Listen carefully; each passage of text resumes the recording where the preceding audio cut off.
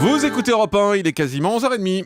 Le journal de la santé avec Anne Le Gall. À la une de l'actualité, le nez qui coule, la gorge qui gratte, en ce moment c'est normal, les virus de l'automne débarquent en force. Le formidable élan de solidarité d'une entreprise pour un papa dont le fils est malade. Et puis l'inventeur du docteur Maboul, le jeu, n'arrive plus à payer ses frais médicaux.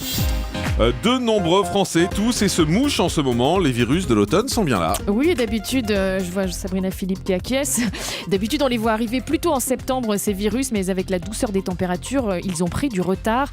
Les détails avec Virginie Salmen d'Europe 1. Elle est allée tendre son micro à un médecin et un pharmacien. Alors ça s'appelle coronavirus ou virus pharyngé par exemple. La nouveauté, selon le docteur Adelson, c'est qu'il dure de plus en plus longtemps. Avant, ces petits rhumes, ces petites rhinopharyngites banales, 5 jours, une semaine, ça guérissait. Maintenant, des fois, ça dure 15 jours, voire 3 semaines. D'abord, je pense que les virus, c'est mutant, ça résiste.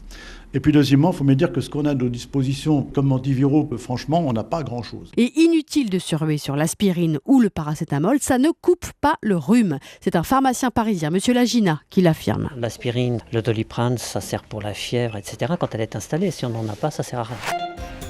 Voilà donc pour ce virus qui touche beaucoup de Français en ce moment, dont Sabrina Philippe. Le formidable élan de solidarité d'une entreprise pour un papa dont le fils est malade. Oui, une centaine de salariés d'une entreprise du Maine-et-Loire ont fait don de quelques jours de congé à l'un de leurs collègues, un père de famille qui a besoin de s'arrêter de travailler pour accompagner son fils de 9 ans qui va subir une greffe de moelle osseuse. Écoutez l'émotion de ce papa, Bertrand Papin, qui a reçu en cadeau donc 15 semaines de congés payés de la part de ses collègues.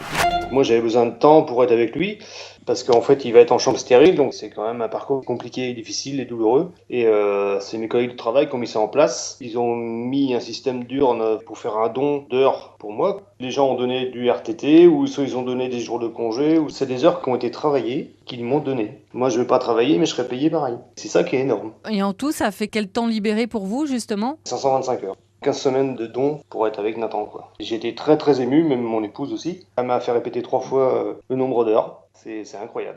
Très ému ce papa. La médecine du travail pourrait évoluer. Oui, dans le cadre de la simplification des formalités imposées aux entreprises, 50 nouvelles mesures sont annoncées ce matin par le gouvernement et l'une d'elles suggère que la visite de médecine du travail soit réalisée par le médecin traitant pour résoudre un problème d'effectif. Une idée qui ne plaît pas aux syndicats, qui souligne qu'un médecin généraliste ne peut pas repérer aussi bien les dysfonctionnements dans une entreprise.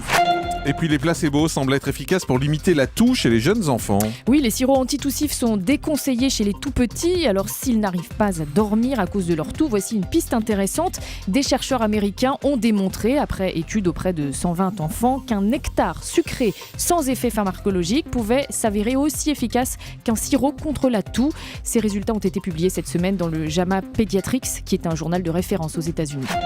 Et puis l'inventeur du docteur Maboul n'arrive plus à payer ses frais médicaux. Et oui, celui qui a transformé un bon nombre d'entre nous en chirurgiens grâce à ce jeu, vous vous souvenez, on essayait d'attraper des organes avec des pinces sans faire sonner le nez du patient. Eh bien, l'homme qui a inventé ce jeu il y a 50 ans n'a plus un sou. À l'époque, il a très mal négocié ses royalties. Il a cédé ses droits d'auteur pour $500, 396 € seulement.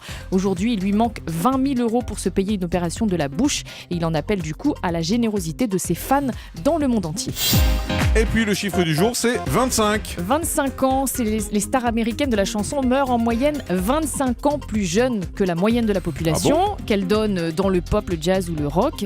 On se doutait un petit peu qu'une vie à 100 à l'heure et souvent quelques excès n'aidaient pas à bien vieillir, mais cette fois on en a donc la preuve en chiffres avec cette étude qui porte quand même sur plus de 12 000 musiciens américains morts entre 1950 et juin 2014. C'est étonnant quand même comme étude ça.